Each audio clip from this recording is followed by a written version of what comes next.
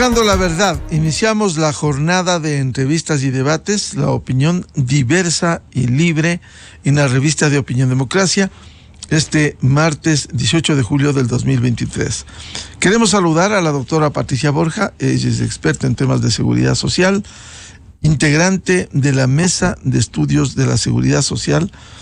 Le invitamos a un diálogo para profundizar en esta propuesta de la Comisión Interdisciplinaria para impulsar una reforma al sistema de pensiones. Convencidos de que si no hay reformas, no hay cambios, en el tiempo va a ser muy difícil sostener este modelo del sistema de pensiones. Doctora Patricia Borja, una vez que haya revisado el contenido de esta amplia ayuda a memoria con una reforma al sistema de pensiones, ¿cómo articular propuestas que permitan hacer cambios? Porque como están las cosas en este modelo de reparto, va a ser difícil sostenerlo en el tiempo. Muy buen día. Muy buenos días, Miguel. Muchísimas gracias por la invitación. Un saludo para toda la audiencia de Radio Democracia. Me parece que es importante, según lo que estaba revisando en un medio de comunicación digital, en Primicias concretamente, esperar a que a fines de este mes de julio la Comisión presente al señor Presidente de la República el anteproyecto de ley con todas estas propuestas. Ahora sí, ciertamente, como usted ha señalado, existe un amplio resumen ejecutivo, una ayuda a memoria. Sin embargo, es muy importante, al menos desde mi punto de vista, como abogada, poder revisar el contenido de cada una de estas propuestas ya redactadas a manera de proyecto de ley para conocer el alcance de cada uno de los planteamientos, porque hay algunos aspectos en los que no se conoce mayores detalles con la profundidad que sí se podría conocer a través de la lectura del anteproyecto de ley. Eso me parece importante. De ahí, en cuanto al contexto en el que está siendo presentada esta propuesta, pues ciertamente estamos en el marco, inmersos en un proceso de elecciones anticipadas. Sería precisamente por este tema muy importante conocer, como usted señalaba, en muchos de los casos los candidatos a la presidencia de la República no hacen referencia a la situación del IES. Claro que también hay que considerar que como resultado de estas elecciones anticipadas tendrán un periodo de funciones o de gobierno de aproximadamente 16 meses. Pero no es menos cierto que la naturaleza de esta temática es muy relevante. Hay algunos binomios que sí hacen referencia con algunos planteamientos inclusive acerca de la situación de la seguridad social. Y precisamente por esto le mencionaba que sería muy importante conocer la postura de los binomios respecto de este planteamiento, porque ahora mismo, será presentado como un anteproyecto de ley al señor Presidente de la República, pero no habría mayores implicaciones realmente. Más bien quedaría a decisión del próximo Ejecutivo el considerar este proyecto posiblemente para plantear un proyecto de ley como tal, o inclusive para la próxima Asamblea Nacional. Eso le podría mencionar en principio. Doctora Patricia Borja, de su experiencia y de lo que ha revisado en líneas generales de esta reforma al sistema de pensiones, ¿cuáles serían los puntos en donde no hay profundización o no hay mayores detalles para que sean despejados claramente? Sí, inclusive por situaciones relacionadas con fines didácticos.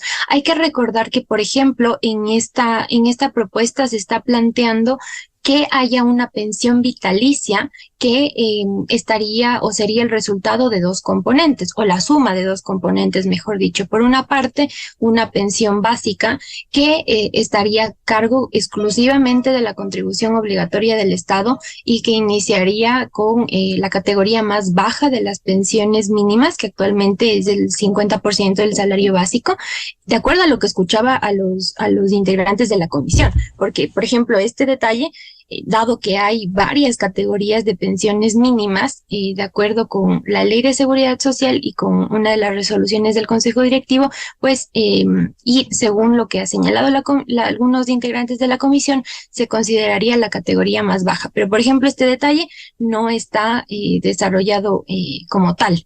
Claro que en un proyecto de ley habría que verificar cómo sería redactado este particular, pero otro de los componentes, y que inclusive por fines didácticos y para comprensión de la ciudadanía, no solamente que sería importante conocer cómo va a ser redactado a manera de proyecto de ley, sino que también sería muy importante que la comisión pudiera presentar con ejemplos prácticos a la población cuáles serían las implicaciones y cómo sería su situación de acuerdo con esta otra categoría o este otro componente de la pensión vitalicia, que se refiere a la pensión variable, porque se establece una nueva fórmula de cálculo totalmente distinta a lo que tenemos en la actualidad.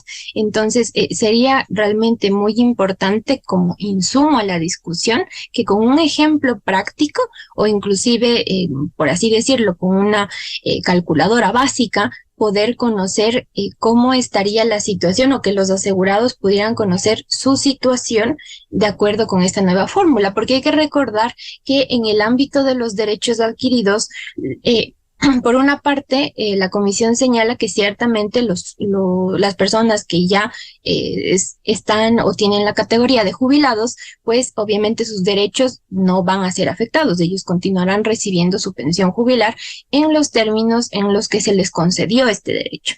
Pero para aquellas personas que todavía no cumplen los requisitos previstos por la normativa para poder acogerse a la jubilación, hay algunos parámetros. Por una parte, se señala que se les reconocerá todos los aportes realizados de acuerdo con el actual régimen, pero para efectos de su pensión se considerará una proporción de los aportes realizados según este régimen y una proporción sobre los años que falten para acogerse a la jubilación, para cumplir con el número mínimo de imposiciones o de aportaciones para acogerse a la jubilación con una proporción de acuerdo con el nuevo sistema. Entonces, realmente para comprender el alcance de este planteamiento, sería importante que incluso con fines didácticos se pueda presentar a la población cuál sería la situación, porque claro, ahora mismo hay una serie de oposiciones inclusive o comentarios en contra de los planteamientos de la comisión en todos los casos, pero creo que sería importante que desde la comisión se pueda brindar a la población una mayor guía o conocimiento, mejor dicho, de cuáles serían las implicaciones de acuerdo con esta nueva fórmula. Entre otros aspectos, como por ejemplo, se señala que se eliminarán todos los regímenes especiales salvo dos. Entendería que se refieren a regímenes de afiliación. No está claramente establecido este particular en la propuesta. Sería importante igual analizar cuáles han sido las consideraciones de la comisión para proponer la eliminación de todos los regímenes, salvo dos que corresponden al trabajo no remunerado en el hogar, así como al régimen especial del Seguro Social Campesino, que en este último caso no hacía falta la referencia porque este régimen especial está reconocido por la Constitución como un seguro como tal administrado por el IES de manera igualmente independiente. Entonces no podía ser eliminado, salvo que se planteara una propuesta de cambio a la Constitución, entre otros aspectos realmente. Doctora Patricia Borja, si bien ha habido críticas, y bienvenidas sean las críticas, las observaciones a este proyecto que está precisamente para el debate, ¿No sería bueno, no cree usted, que los diferentes sectores, aquí en esta acción tripartita, el Estado, empleadores, trabajadores, que hagan aportes, tomen la iniciativa de propuestas para que no sean solo reactivos, sino proactivos de una reforma necesaria? Porque usted lo ha señalado con propiedad, el sistema como está merece algunos cambios que deben ser introducidos para no depender exclusivamente de este planteamiento, que es un insumo para el debate. Por ejemplo, en el planteamiento que se formula de los requisitos para la jubilación, si bien se mantiene la edad mínima de jubilación de los 60 años, se aumentan gradualmente los años de aportes requeridos. Es decir, que si es que esto ha sido criticado, ¿cuál pudiera ser la alternativa que permita darle sostener en los requisitos para la jubilación? Justamente por este particular, para evitar o mejor dicho, para lograr que la discusión tenga todos los sustentos, aquí tengo yo una preocupación. Yo lo señalaba en anteriores entrevistas que la Corte Constitucional evidentemente no ha desconocido que en materia de seguridad social se pueda realizar ajustes, sea a las aportaciones, a los beneficios o en general a las condiciones para acceder a las prestaciones, porque no es un derecho absoluto el derecho a la seguridad social, pero también ha establecido parámetros para la realización e implementación de reformas legales o reglamentarias, porque tampoco este derecho puede ser sujeto a restricciones injustificadas, lo ha señalado la Corte Constitucional. Y uno de estos primeros parámetros es contar con estudios actuariales actualizados y específicos. Y ahora mismo, de acuerdo con lo que consta en la página web del IES y según la respuesta que obtuve hace casi un mes de parte del IES, acerca de los estudios actuariales más actualizados del seguro de pensiones, pues el IES me respondió que los más actualizados, porque han pasado a conocimiento del máximo órgano de gobierno del IES, el Consejo Directivo, porque previamente han sido validados por actuarios externos, tienen corte al 31 de diciembre del 2018.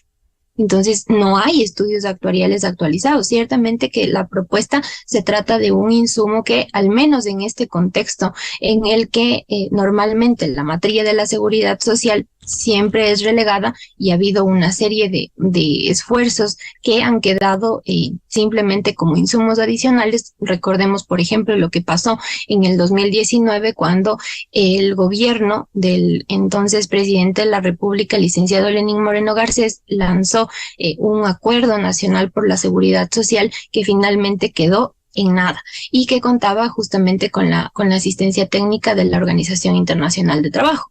Pero más allá de este particular, lo cierto es que uno de estos parámetros es justamente contar con estos estudios actuariales actualizados y específicos. Ciertamente que la comisión habrá contado con información de la Dirección Actuarial de Investigación y Estadística, así como de la Dirección del Sistema de Pensiones, pero creo que también de parte del IES lo ha señalado y lo señaló el economista Augusto de la Torre, este particular acerca de que se había solicitado al IES de que pusiera a disposición de la población en su página web todos los insumos que proveyó a la comisión para la construcción de cada una de estas propuestas.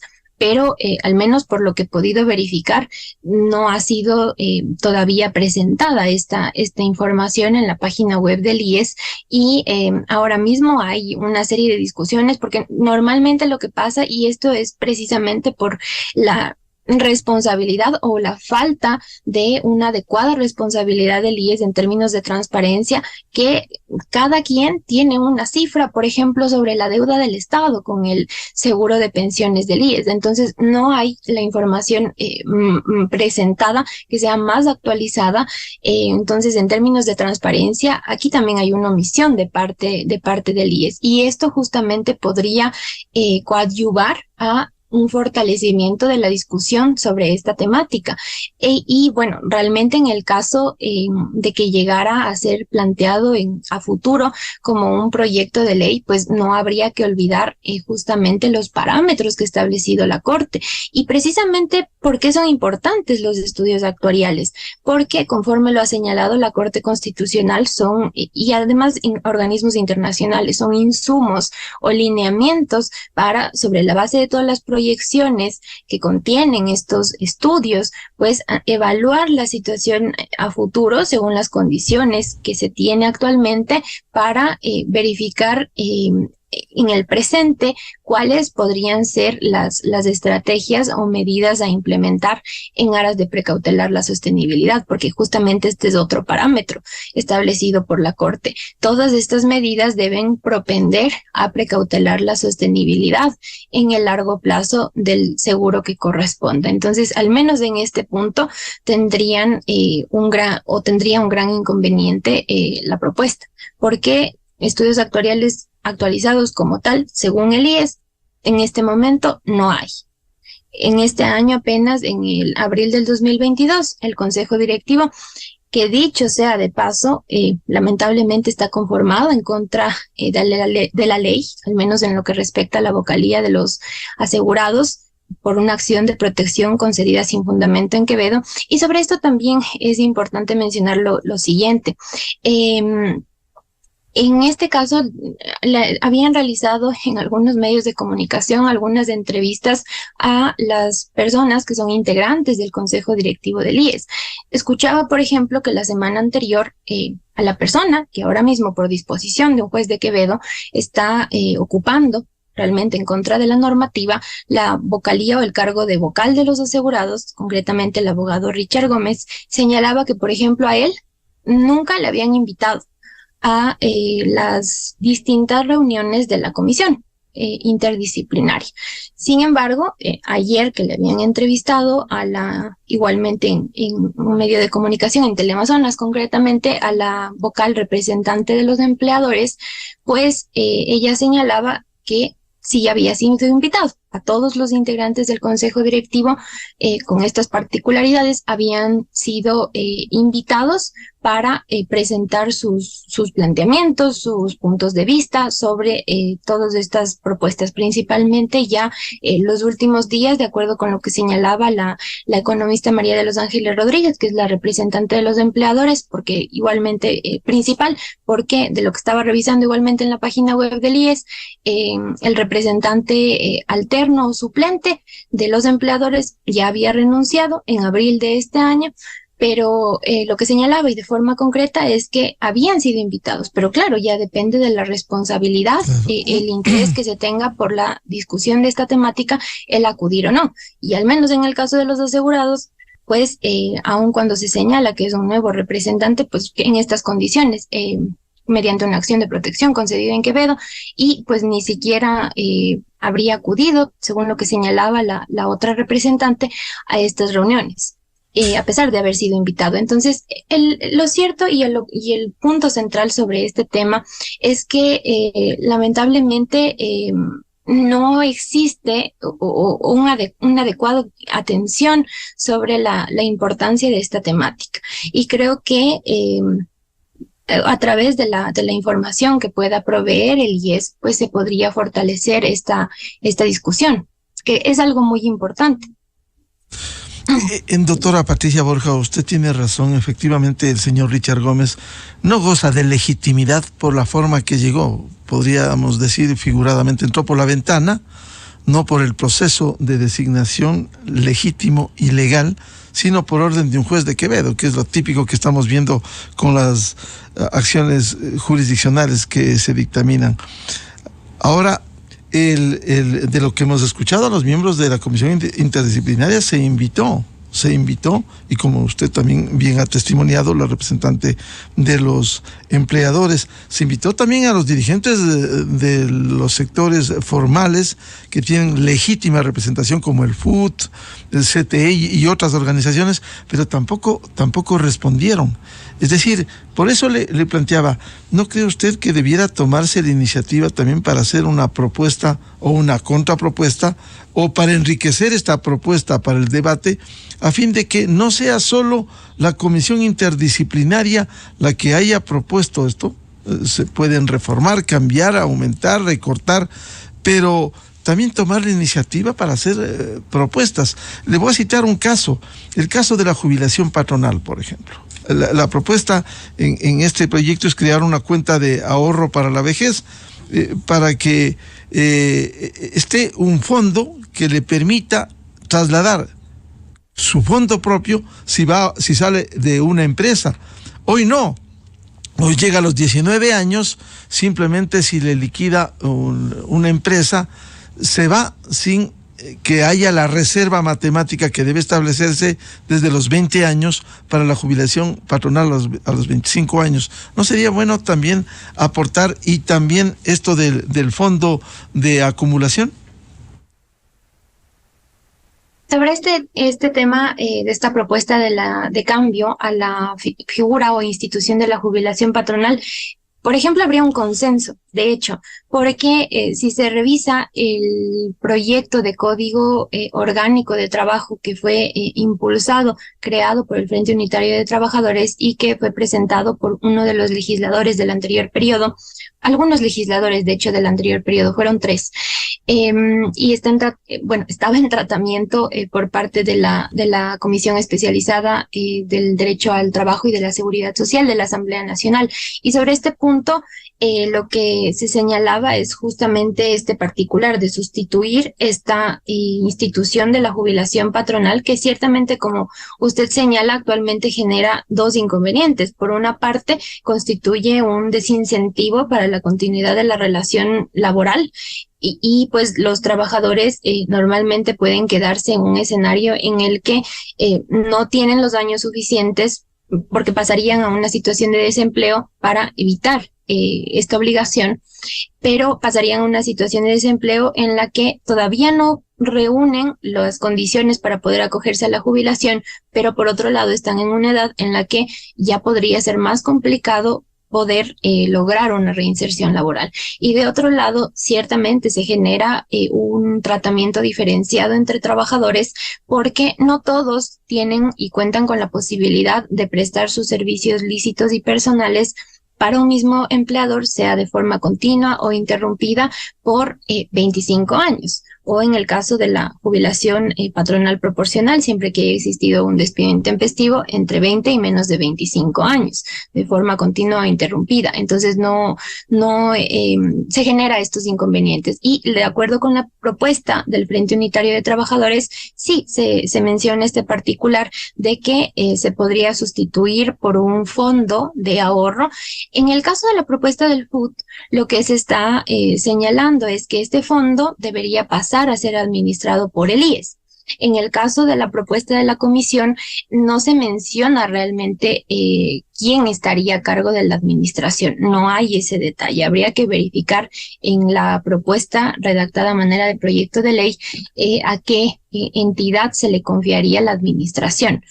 En este caso podría existir igualmente puntos de divergencia, pero igualmente creo que sería importante considerar la postura de todos los empleadores, porque yo señalaba en algunos espacios que, por ejemplo, hay sectores económicos en los que no se genera esta obligación de cancelar lo que corresponde a la jubilación patronal, como por ejemplo en el sector de la construcción, que son tareas que tienen una duración determinada. Entonces, no necesariamente se generaría esta obligación.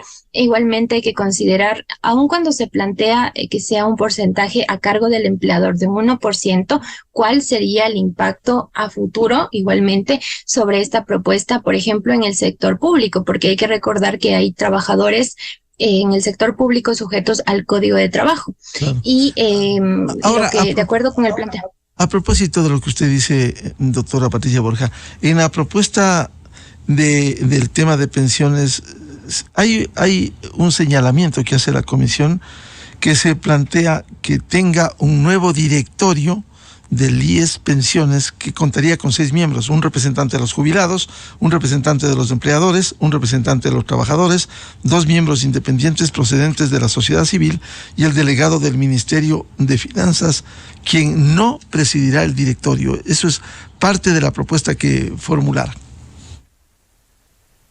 Sí, sobre este planteamiento realmente no hay una justificación para crear dentro del propio IES, que ya cuenta con un máximo órgano de gobierno, que es el Consejo Directivo, un nuevo órgano para que quede el IES con 2 cabezas, por así decirlo. La una cabeza sería el Consejo Directivo, que se encargaría de todo lo relacionado con el seguro de salud individual y familiar, con el seguro de riesgos del trabajo, y el resto estaría a cargo de este directorio IES Pensiones, que estaría como tal o tendría la responsabilidad de lo que respecta o corresponde al seguro de invalidez, vejez y muerte, al seguro de cesantía, al seguro de desempleo en términos generales. Pero hay que analizar, porque lo que yo estaba revisando, la justificación de esta propuesta es lograr como tal una separación de la administración del seguro de pensiones del seguro de salud. Actualmente los seguros son independientes, cada uno tiene su propia estructura, su propia dirección como tal o director. El tema vinculado con el Consejo... Doctora Borja, aunque sí, estando separados, ha habido distorsiones como tomarse los recursos con una resolución del Fondo de Pensiones para que aporte al Fondo de Salud. Sí, pero sobre ese punto más valdría considerar por qué ha pasado esto. También hay una influencia en las atribuciones del Consejo Directivo del IES. El Consejo Directivo, por ejemplo, actualmente tiene funciones de política rectoría, que son las exclusivamente las que debería tener, pero también tiene funciones de administración. Y la OIT ha señalado que esto es inusual en los consejos directivos o en los máximos órganos de gobierno de las instituciones de seguridad social. Además de que no existe como tal los suficientes niveles de independencia de los integrantes del Consejo Directivo, principalmente de la representación del Ejecutivo, porque al final puede dar lugar, y lo ha señalado igualmente el OIT, a la injerencia de intereses ajenos a los fines institucionales del IES. Además de que, por ejemplo, la Dirección Actuarial de Investigación y Estadística, conforme lo ha señalado también la OIT, no cuenta con los suficientes niveles de independencia y es el órgano de asesoría del Consejo Directivo del IES. El director actuarial actualmente es designado por el Consejo Directivo del IES, que es una competencia de administración que, según lo que sugiere igualmente el OIT, no debería tener. Ahora, en el caso de la propuesta, lo que se está señalando es que pasaría a contar con 6 miembros. También en términos de toma de decisiones, no es muy adecuado que exista como tal un número par de integrantes, si no veamos lo que pasa en el BIES, que tiene actualmente 4 integrantes, y también hay inconvenientes en la administración del BIES. Ahora, creo que es un análisis más profundo que debería ser realizado sobre este punto. Ahora, y vamos a profundizar y seguiremos hablando de esto, pero a propósito de lo que usted decía, los estudios actuariales, por cierto, cualquier reforma debe pasar sobre un sustento, sobre una base documental, en este caso estadística, como es de estudios actuariales casi al día, digamos al 2022. Y igual, algo que en la sugerencia de esta comisión interdisciplinaria está algo que no se ha podido llegar hasta el día de hoy. El que dice la recomendación que se da un plazo de 6 meses para que el Ministerio de Finanzas y el IES acuerden el monto de la deuda impaga y establezcan un plan de pagos. Es decir, penosamente hemos venido postergando el establecimiento de la deuda. Ciertamente ese es otro problema y como principal desafío, tanto para que la propuesta de la comisión pueda tener una continuidad, así como para que los otros sectores involucrados en la materia de seguridad social puedan incluso realizar una suerte de contrapropuestas o contrapropuestas como tal. Hay un gran obstáculo o desafío, por lo menos, y es justamente que no se cuenta con los suficientes niveles de información. Y esto es una responsabilidad de parte del IES, porque para realizar cualquier planteamiento sobre esto, e inclusive para que todos los sectores, conforme señalan algunos integrantes de la comisión, inclusive señalaba el día de ayer en Teleamazonas la representante de los empleadores, para que se tenga esa certeza de que aun cuando se llegara a determinar el monto real de la deuda del Estado con el seguro de invalidez, vejez y muerte del IES y se cumpliera con estos pagos de forma oportuna, aún así no sería suficiente para lograr una sostenibilidad en el largo plazo del seguro de pensiones del IES. Sería importante determinar todos estos particulares. Me parece importante que en la propuesta de la comisión se establezca un plazo de 6 meses para llegar a determinar el monto de la obligación, así como los pagos o los tiempos de pago de este monto que sea determinado. No acordado precisamente porque se parte de una determinación que se debe realizar. Claro que se señala por parte del Ministerio de Economía y Finanzas que hay que realizar las respectivas auditorías para la determinación de la deuda, pero es justamente una determinación. Pero el punto central es que debe haber esta voluntad de parte de esos actores involucrados, porque en muchos de los casos la normativa, y lamentablemente esto pasa en nuestro país, la normativa dispone una serie de situaciones, pero en la práctica en muchas ocasiones no llega a ser cumplido a cabalidad. Y nuevamente insisto, en términos de transparencia esto es algo muy importante. Y solo un detalle adicional sobre lo que estaba señalando hace un momento, de crear un nuevo directorio que estaría a cargo de lo relacionado con el IES y también con las inversiones en el BIES de estos seguros. En términos operativos también sería importante analizar, y en la práctica, ¿cuánto tiempo tomaría la implementación de un nuevo directorio en el IES y en el BIES? Si, por ejemplo, yo he escuchado en algunas comparecencias de funcionarios tanto del IES como del BIES que solamente a la idea de incrementar a 5 el número de integrantes del Consejo Directivo del IES o del BIES ya se genera una serie de oposiciones y en muchos casos con algunos justificativos por las implicaciones en términos operativos. Pero volviendo a lo que usted me consultaba sobre la deuda del Estado, creo que es muy importante que haya muchos niveles de transparencia de estas cifras, de estos datos, al igual que de lo que corresponde a los estudios actuariales, porque inclusive por disposición de una reforma legal de la Asamblea Nacional, el IES, dentro de los 30 primeros días de cada ejercicio fiscal, tiene la obligación de publicar los estudios actuariales más actualizados con los que cuente. Claro. Y no puede ser posible que sigan estando solamente los estudios con corte a diciembre del 2018, pese a que ya han pasado casi 5 años. Claro, transparencia y actualización de datos que son fundamentales para cualquier reforma. Bueno, seguiremos hablando de esto, doctora Patricia Borja. Gracias por el aporte y esto está en construcción. Esto es un proyecto para el debate y ojalá vengan nuevos aportes desde los diferentes sectores para que se enriquezca el debate y finalmente se pueda presentar un proyecto que permita hacer los cambios que se requiere, no solo al sistema de pensiones, sino hablar del sector de la salud, de riesgos de trabajo y otros que tiene que ver con el Seguro Social ecuatoriano. Muchas gracias, Patricia, su atención a la revista de Opinión Democracia. Sí, muchísimas gracias, Miguel. Solo un último comentario. Creo que también en esta discusión, si me permite, es muy importante considerar la constitucionalidad en todos los ámbitos de la propuesta. Y en esta propuesta hay muchos aspectos que no están de acuerdo con lo previsto por la Constitución. Por ejemplo, lo que pasa con los planteamientos respecto del seguro de cesantía, para que en algún momento se permita la libre elección a los asegurados de si mantenerlo en el IES o más bien en entidades privadas. Ahí habría un problema con lo previsto por la Constitución, porque el IES es el responsable de la prestación de las contingencias del seguro obligatorio a sus afiliados y para eso está el BIES, para las inversiones. Entonces hay varios detalles que es importante revisar, considerar en términos de lo previsto por la Constitución, y ciertamente la transparencia es algo muy importante, entre otros aspectos. Muchísimas gracias, Miguel, nuevamente por la invitación. Muchas gracias a la doctora Patricia Borja, integrante de la Mesa de Estudios de la Seguridad Social. Buscando la verdad. Enseguida, en la revista de Opinión Democracia. 7:11 minutos en el territorio continental ecuatoriano, buscando la verdad. Vamos a una pausa publicitaria y ya volvemos con el señor presidente de Petroecuador, Ramón Correa, para hablar precisamente de temas del sector petrolero.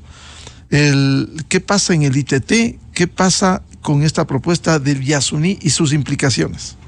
A continuación, XFM se une a una cadena nacional.